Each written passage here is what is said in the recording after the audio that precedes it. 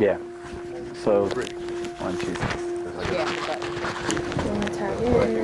My name is Jesus Rivera. Today's the 21st of April. It's about 10 after 2, and I'm in my car. So it's Richard Helling testing as Matt Browning on May 3rd. Hello. Hi. My name is Kelvin too. How you doing? Yes, Kelvin. How are you? Yeah, me and my wife is looking to purchase a home within the Brentwood area. They were ordinary Long Islanders. Great. Maybe go get some more then, okay?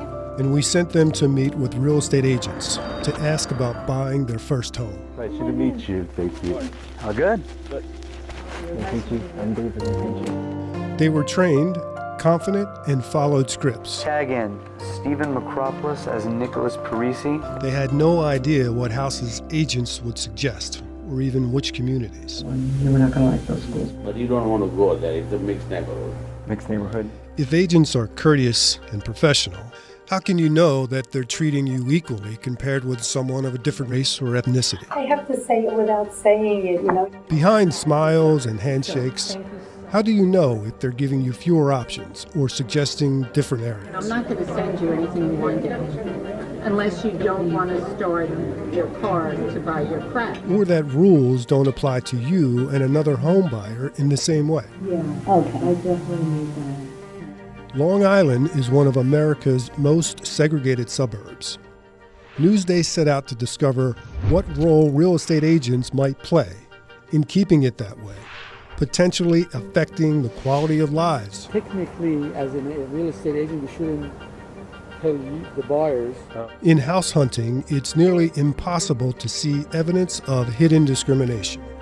You would never know unless you go undercover.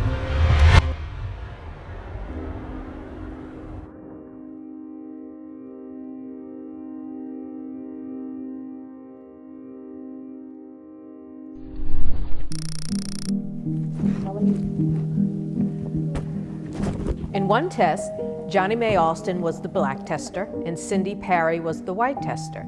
And they met with Anne-Marie Quealy-Bichon at Signature Premier Properties office in Cold Spring Harbor. They asked for the same thing. As often happens, the agent discussed getting pre-qualified or pre-approved for a mortgage by a bank, showing how much a buyer can spend on a house. You pre-qualified, I asked. My husband's working with somebody in a bank. We've done some preliminary talks, about getting pre-approval. Neither had been pre-approved or pre-qualified. Here's what the agent told the black tester. So I really need that. I won't take out any money unless you have a pre-qualification letter. So I need to know that I can't pre-qualify for a mortgage. Oh, so that means I can't go out to see anything. I won't do it. You can try another person, but I don't have the time. And without pre-approval, here's what the agent told the white tester. What is your availability? When can you start looking at houses? I would say not this coming week. Cindy received 79 listings from this agent. Johnny Mae couldn't get any listings. And Cindy, the white tester, received 2 home tours. They had the same finances, the same budget, and they made the same request in the same area. But one was white, the other was black. The agent treated them differently. Quealy-Bichon did not respond to a letter, calls, and emails. Her agency's Signature Premier Properties co-owner and 2 branch managers viewed the recordings and declined to comment. A 3-year undercover Newsday investigation revealed evidence of widespread hidden discrimination by real estate agents brokering home sales across Long Island. For Hispanic home seekers, evidence of unfair treatment emerged 39% of the time. For Asians, the rate was 19%. Black house hunters in the investigation risked unequal, lesser access to homes and communities just about half the time when compared to white buyers.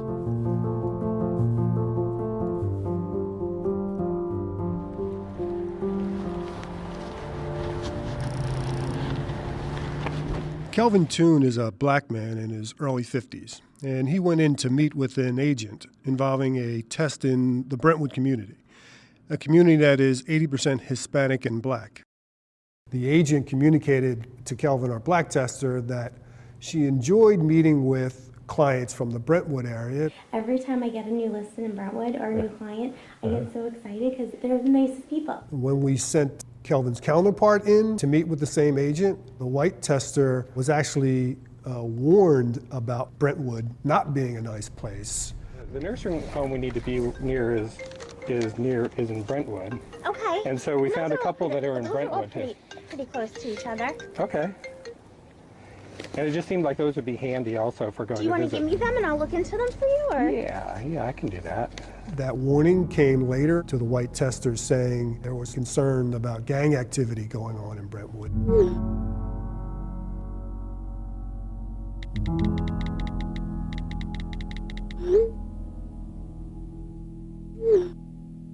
This agent wanted the white tester to know, but that information wasn't provided to Kelvin, the black tester. The listings centered black tester Kelvin in Brentwood with 27 house listings, while the white tester got 0 listings in Brentwood and was directed towards much whiter neighborhoods. Vickery said she had warned only the white tester about gang activity because she had not been aware of it when she met with the black tester, despite widespread media coverage. She also said her business partner, Gene Gillen, sent the listings to the black tester.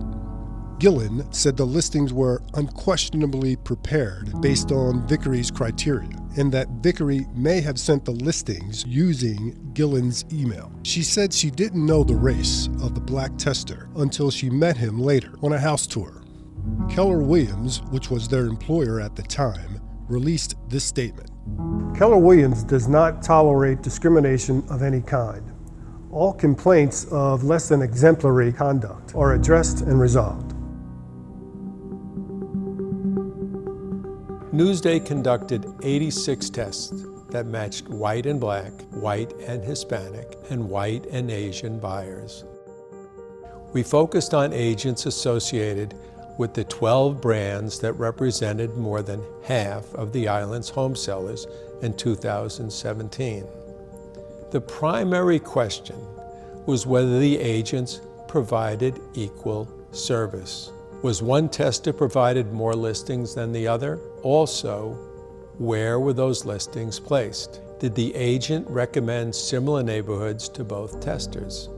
Here in test 56, the agent Frederick Wallenmeyer provided the testers with comparable listings. In my eyes, you're a buyer, you're a buyer. I wanted to give the potential buyer a more diverse look and background of the Hamptons and what they like. The same 2 testers from number 56 met with a different agent, Kevin Getty, in test 59, and despite asking for the same parameters, they received disparate listings.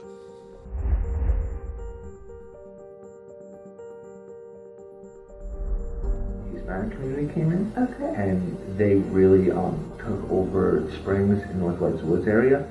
In an email, Getty described his statement about the Hispanic community as out of context, adding, "I apologize for the remark, and I look forward to continually improving in order to serve all of my clients with respect."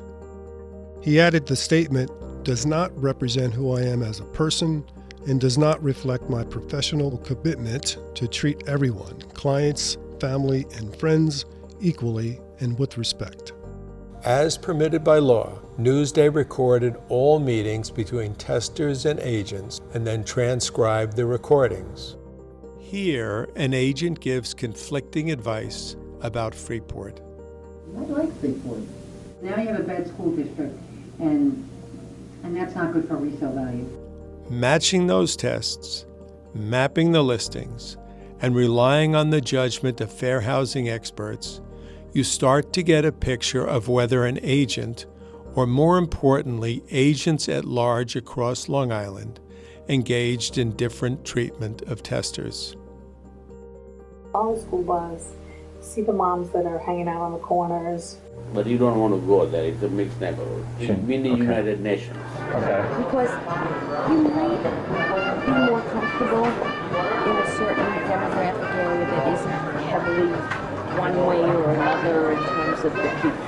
Bayshore has 2 school districts, Brentwood and Bayshore. You don't want to have Brentwood School District. You want to have Bayshore School District. I can't say anything, but I encourage you, I want you to go there at 10 o'clock at night with your wife to buy diapers. Go to that 7-Eleven. They didn't buy there. No, that's great. I have to say it without saying it. You know, you have the knowledge of the areas. Yes. You know. I don't want to use the word steer, but I try to I'll use another word. No, I listen, educate in absolutely. the areas. That's you know. If you're not getting the same information, then something is definitely wrong. How do you prove that in the heart of this agent or in the mind of this agent, they did steer you someplace? So you're just at the mercy of the realtor to do the right thing. There's no way of proving it. Unless they're testers. I'm looking to speak to an agent about purchasing a home. I'm an agent, I can talk to you. Oh, great. New York is a one-party state, which means that only one party to a conversation has to consent to a recording. Good. So men had body cams affixed to their chest. It was a button-hold camera. Women used cameras hidden in their purses. That allowed us to record as evidence what transpired between the testers and the agents. The tester would have to memorize the details of the profile. What was your name again? Patrick. Are you pre-qualified? No, not yet. a tough one. We're both new. How did you hear about us? You guys are close to the city. I mean, we went over and over again. What's your tester name? What's your age? How much money do you have in the bank? What's your credit score? How long you've been working at your employer? What's your wife's occupation? What's your child's name? All to build their confidence so that when they hit the street and were ready to go out with the recording equipment, they were ready to play that role. Well, the testers were a diverse group of people: white, black, Hispanic, and Asian. They range from a 20-year-old college student to 60s pro bono attorney. We did make use of a significant number of actors. The things actors do for work. It's really... When the tester meets with the agent, they're basically saying in broad terms what their housing search is. So I just need her to get to Penn Station within an hour. When you send in a tester, they have no idea what's happening on the other half of the test or what their counterpart experienced when they went to the same agent at the same agency. It was really unique and interesting for us to bring the testers together and tell them what happened. It's definitely different. I see it more visually. It makes me feel sad that this is a person who's a gatekeeper. I mean, she's telling him these some of the nicest clients I've ever worked with, et cetera, et cetera. Steer me away from that.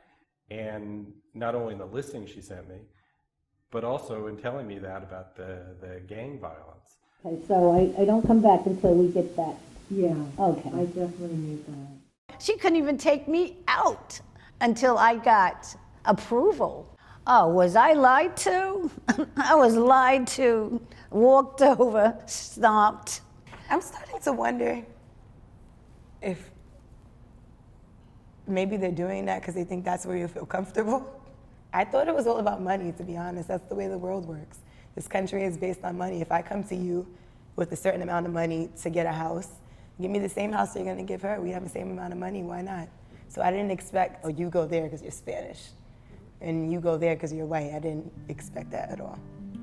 To determine whether there was potential evidence of fair housing violations, we relied on the judgment of two nationally recognized experts in the fair housing field. I've coordinated more than 12,000 investigations across the country. I have personally done over 1,500 tests. I've been named as a witness in 400 fair housing lawsuits, and I've testified 56 times in state and federal courts around the country. So yes, I have some experience. My name is Bob Schwem. I'm a law professor at the University of Kentucky, and I've been a law professor for a long number of years. All we're asking in these tests, you get two people who come in and ask for exactly the same thing. Why don't you give them the same listings? Why don't you pre-qualify them in exactly the same way? It's not that big a burden. Most commonly, the experts found evidence of potential steering or directing two testers to disparate neighborhoods based on race or ethnicity. Yeah. How are you, Russ? Hey, Russ. Good. How are you? We're either waiting for the owner or waiting for the agent to show up. You don't want to be, I don't think you should be in Elmont. I think you should probably just be Franklin Square. And I remember specifically, he talked about steering. Yes, that's what he said. Steering, yeah. Yeah. And in the same breath, he mentioned, well, steering's bad, but this is what I'm going to do. There's something called steering. No steering, like steering. Oh, like a car or something? No, like a horse even. In test 78, experts saw evidence both of steering and of the denial of equal service. That agent declined to view recordings as invited by Newsday, and the owner of Realty Connect USA did not respond to multiple requests for comment. Steering is a practice where real estate agents or others essentially discourage people from considering certain housing opportunities or neighborhoods based upon their race or national origin or some other factor, and it perpetuates segregation. And this practice has been illegal since the fair housing laws were passed. Agents can steer through words. It can be done through actions. Without the prospects knowing it, I'm just giving the white prospect listings in a white area. It's really amazing how people can really express to a realtor what they desire, and yet they still get taken to where the realtor desires to take them.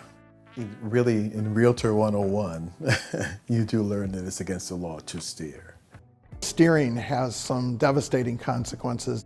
For the consumer, it limits their housing choice to certain areas. It locks people out of communities.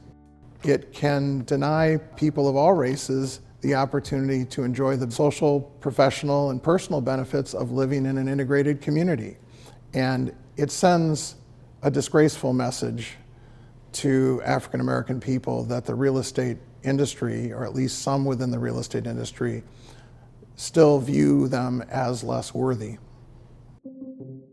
The home buying experience for blacks was a sharply different experience than it was for whites in our testing. The identification part really shocks me. In one test, black tester Lisa Culpa was asked for ID.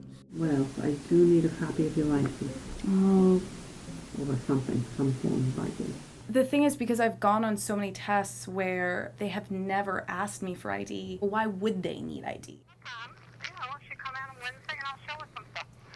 All right, but this is routine. I mean, this is something that's not unusual. Yes, no, that's what we do with everyone. Because, if you want to give it, you give it. If you don't, you don't. But okay. don't forget, I'm going out. It's a stranger also, so we just ask for identification. That didn't happen when her white matched pair counterpart went in to the same agent and asked for the same criteria. All of these surrounding areas are great, and they're great for your commute, and they're great for your husband. And Lisa's listings were in more diverse neighborhoods like Hicksville and East Meadow. Her white counterparts' listings were in more white communities. Petrelli declined to comment. We conducted 39 match tests involving black testers. In 19 of those tests, the black tester experienced unequal treatment. That is 49% of the time. Being black, you have to prove yourself 4 times over. You have to prove that you deserve what you get. As black testers, they were getting directed to more diverse neighborhoods, or that they weren't getting equal service compared with their white counterparts. If I go into a real estate office and I say, I'm looking for a house in this price range, I work for this employer and I make this kind of money, generally my word is taken. Is it possible for you to start sending me some listings? I can send you listings in those areas. And I'm not asked to show pay stubs. I'm not asked to go get pre-qualified by a lender. I'm not asked to do a variety of things. So you need that? Definitely. Absolutely. Absolutely. Can't even look at listings or anything. I wouldn't know what to show you. It suggests that African Americans and other people of color are not always taken at their word for what they can afford. It certainly has major consequences for that person and their opportunity to obtain housing. On your pre-approval, everything starts with a pre-qual. You got your pre-approval? Torres asked both testers about pre-approval or pre-qualification multiple times, but only required it from the black tester. He even gives the white tester a home tour. You have an outside entrance. You have an outside. When asked to comment on the tests, Torres responded saying, "One seemed a little bit more eager than the other. That's the bottom line. Sometimes you may make a decision that may be interpreted incorrectly. That's the only thing I can tell you." Torres also said he has adopted a firmer policy. So now if you don't have a pre-approval, I'm not going to show you a house. The founder of Charles Rutenberg Realty, Joseph Moshe, viewed Newsday's recordings and offered no comment. I said, do you really want your future children going to Amityville School District? We're going to try and stay away from Freeport, Roosevelt, Hempstead for now because of the school district. Okay. This part, the Salisbury part, is in demand because the schools are much, much, much better.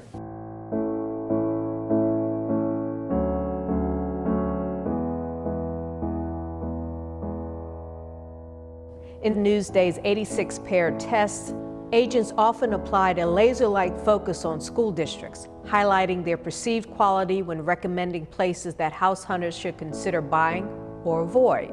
Fair housing experts say touting or disparaging school districts can put agents in jeopardy because talking about school districts can be taken as a euphemism for race. There's a few districts that I know I would I won't look in those towns. Oh, okay. You know, like Freeport and Baldwin and Amityville, which is part of Massapequa schools, but it's just certain parts of Massapequa. Ross declined comment. A lawyer for Ross at her present employer, Douglas Elliman, said Ross never referenced race and was merely speaking to her understanding of school ratings. If the customer asked about the quality of the schools and the agent responded with accurate information, I think the agent would be fine. The problem with talking about differentials in schools is that at least in the last 10 or 15 years, that has been a proxy for race. They don't mention the race of the community. Good schools are available in these areas. Those areas I'd stay away from because they have poor schools. I want to ask, did you tell that to the other tester? If you're only giving that information to one tester of the two and the only difference is their race, then you've provided what I call differential service. If you're in Massapequa, you only want school district 23. Okay. You don't want 6 in Massapequa because that takes in Amityville and you're not going to like those schools. It's really a strange phenomenon on Long Island that these lines have been created.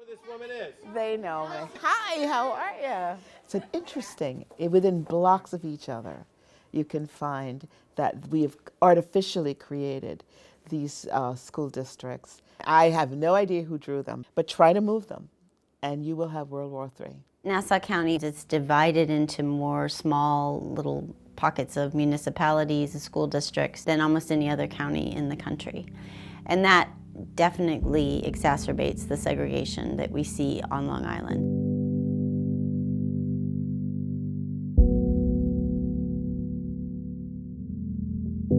They may have some test score data, but even when you control on test score data, they're still more likely, if you're a white home buyer, to choose the predominantly white and or Asian school district, even without ever stepping foot in the other school district, which could have tremendous teachers and leadership and other things.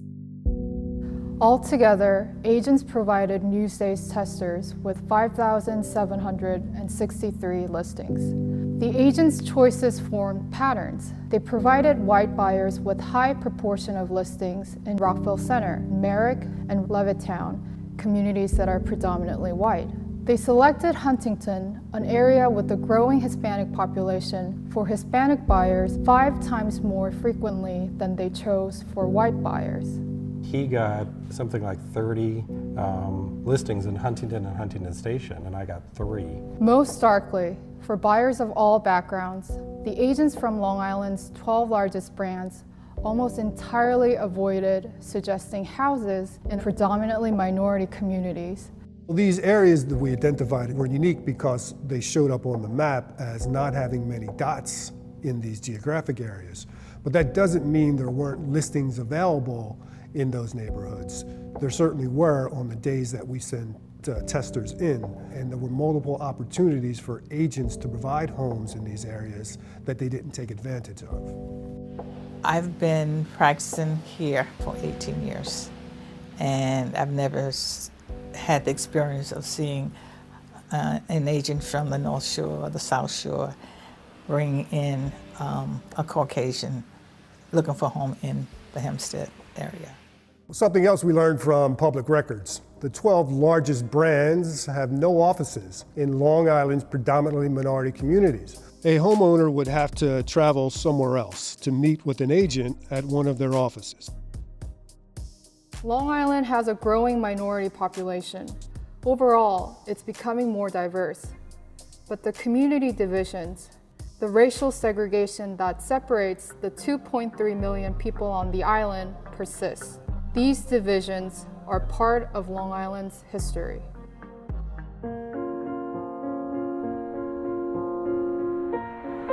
Fair housing for all human beings, is now a part of the American way of life. A half century after the enactment of America's landmark civil rights law, the Fair Housing Law, Long Island remains a persistently segregated society, and it seems completely embedded in the social fabric of Long Island. Through the 1960s and into the 70s, it wouldn't be uncommon for a black home seeker to have the door slammed in their face at a real estate office, or to be sent to another real estate office in a more diverse neighborhood.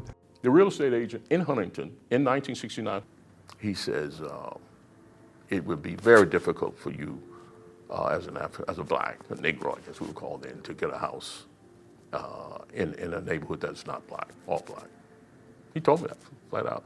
I'm surprised that I was completely excluded from an entire area. Like, I wonder what it is about Levittown that I wouldn't be interested, but Richard would be.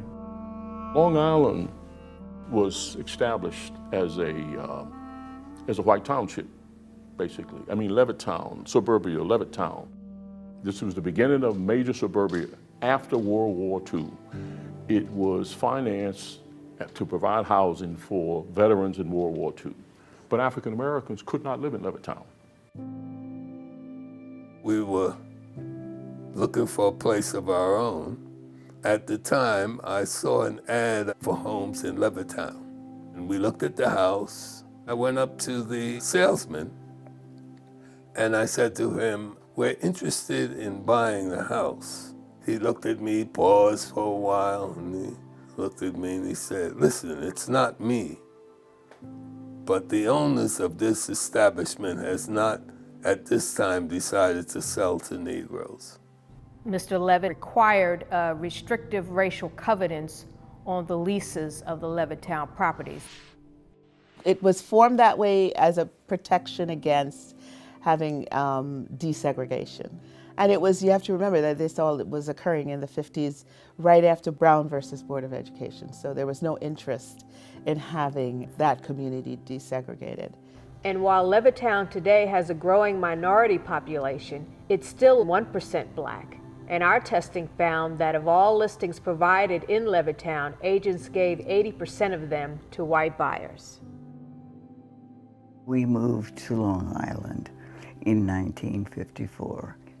Unfortunately, that bliss didn't last very long because the village of Rockville Center decided they were going to have an urban renewal. You could see what the game plan was, and we were helpless to do anything about it. Our home was the first home to be destroyed.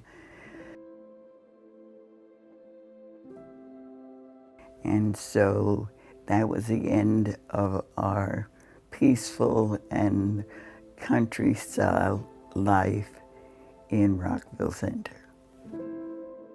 And 60 years later in our testing, we found agents provided 91% of Rockville Center listings to white buyers. It's gone, so the whole episode I try not to think about. You know, you would have incidents of race, which I had in my youth, but you never would expect that, not in New York. In fact, while I was in the service, we used to tease fellas from the South, the kind of stuff that you have to put up with in Mississippi and South Carolina and so forth. We don't have to put up with that in New York. That ain't gonna happen. But it did. How are you feeling in that moment when the salesman, you know, he hesitates and finally tells you that they're not selling to Negroes? Devastated. It shaped who I am to this day.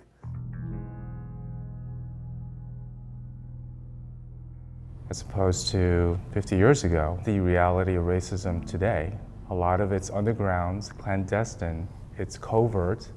There's no way for me to ever find out unless there's a pair testing, as in this case. It almost makes me wish that the racism is more explicit so that I would know about it. Too often I hear people who maybe aren't as familiar with this kind of work say, oh, well, they were just testers.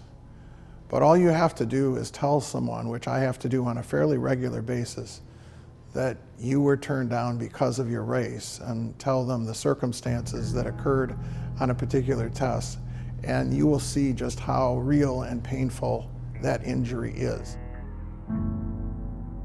Elmont, you know, it's okay, it's good, you're very close to the city.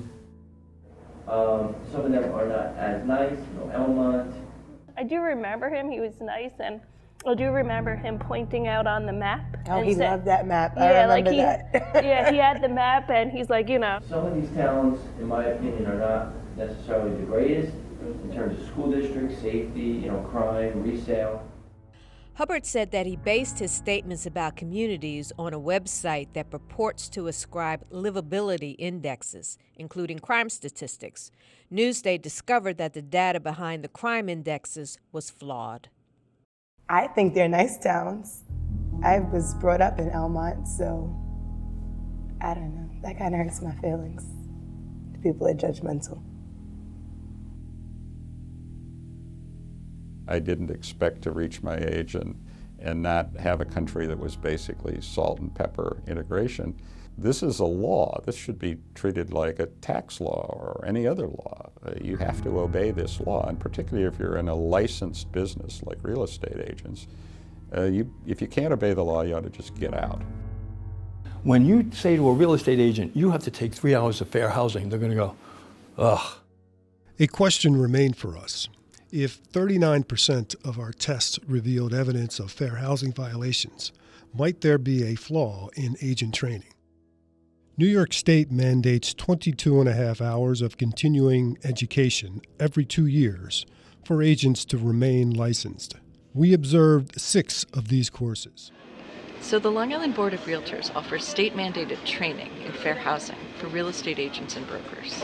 This is a recording of LIBOR's current president, Diane Scalza, teaching fair housing last year. They say everybody comes from the same 2 places in Africa. So, like, we're related.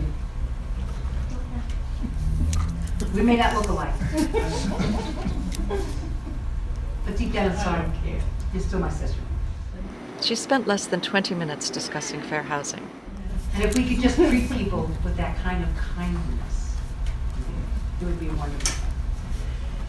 Okay, so fair housing, okay, we covered that. And then just want to make sure you get everything you're entitled to. An expert who reviewed a transcript of the class called it shockingly thin in content. Scalza told Newsday she is deeply committed to providing equal opportunities to all home buyers. She said of her fair housing instruction, quote, "Can I do it better? I'm teaching a long time. I'm sure I can. Do I want to? Without a doubt." Here's another trainer, Donald Scanlon, explaining fair housing laws in his class. I'm trying to share with you how not to get caught. And the way not to get caught is not to violate the law. And the way not to violate the law is to know what the law is. Then if you do get caught, then it's your choice. I'm telling you the speed limit out here is 55 miles an hour. If you choose to do 65 miles an hour, that's your choice. you're going to make the decision whether you want to do 65 miles an hour. Generally, when you see one of Suffolk's finest there on the road, you tend to be more compliant so that you don't get caught. Scanlon sat down with Newsday to discuss our findings.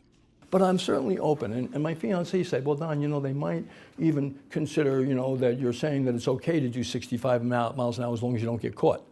No, it's not okay. That's not what I had meant. But if some people interpreted that, then I'm going to have to perhaps readjust the way I cover fair housing. Of the 6 courses we observed, experts found that only Nicholas Gigantes met the fair housing training guidelines. Because maybe realtors are either discriminating against certain peoples, or we're asked by the buyers and sellers, landlords and tenants, to discriminate. I mean, I'm sure all of you have your stories where you ran into a homeowner that said, oh, we can't bring those people over here. I don't want you to sell to those people. Oh, no, this is a Christian neighborhood. You can't bring anybody else but the Christians here.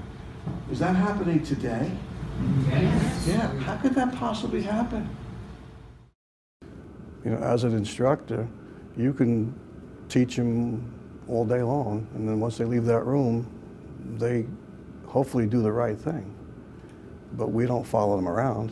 You know, they have some responsibilities on their own as licensees to stay within the law. I think one of the reasons why DOS mandated 3 hours of fair housing every 2 years is because they know there's an issue. And you had an experience with a homeowner in Dix Hills. I wonder if you could tell me about that. It was a seller. He wanted me to really represent him. He just got to one point where he said, Roy, I just want you to make sure that you do not bring black people to the house. And I was stunned. First of all, being that I was black and we're not over the phone, and he's just looking straight at me. But no, I don't want any black people to come into the neighborhood. And he started to talk about the neighbors and how, how they would look at it and how they would look at him in selling a home to a black family and so on. It was really so blown up in his mind that it would be such a negative thing. Of course, I didn't take the listing. He had something about, we're not putting black people in the house. We're asked to steer. We're asked to steer. How often? On a daily basis. Well, it's just like how do people get away with doing 65 miles an hour here on Sunrise Highway? How do they get away with it? There's just not enforcement. There's not enough people pulling us over. The enforcement of this law relies substantially on its victims. And in steering in particular, I think its victims often don't know they've been victimized. As a black person, you always feel like somebody's trying to take advantage of you. But when I went to these places, I really didn't think about that, because everybody was so nice. That's why it becomes a mystery to people until they actually see what happens when people of other races or national origins encounter this problem. How would I be aware of any of these things if there wasn't this sort of testing going on? It also portends a more serious problem for our society, because if the dominant kind of discrimination in the marketplace is the variety where African Americans and Latinos and others are unaware they're being discriminated against, no complaint is going to be filed, and the discrimination simply continues. You have to be more proactive with your enforcement. If I wasn't on this project, I would have never known how well she was treated. That's because you don't see the other side. There's no way I would know this was taking place. I had no inkling that any of this was going on, any of this covert discrimination. Life goes on, the years change, and you think that things are changing, but basically, they're staying the same. It's just that nobody's making a big fuss over it. Everybody wants a nice place, a nice home. Everybody wants the same thing.